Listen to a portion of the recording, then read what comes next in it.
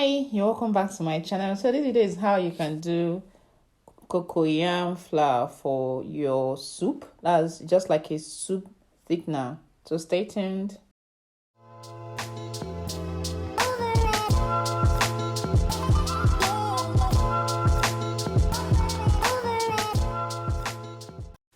So the first thing you do is to get the cocoyam. This is the system type of cocoyam that is used for oha soup and bitter leaf soup.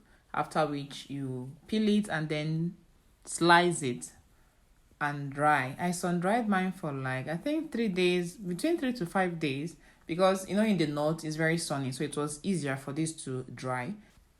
Once it's dried, then you blend. I used a high capacity blender for this because that's the kind of blender that could crush it. But if your blender is not as strong, I would recommend you use the industrial blenders. You can get it in the market. That's those people that grind things in the market. But my blender could handle it because it's high capacity. So I just blended it into fine particles.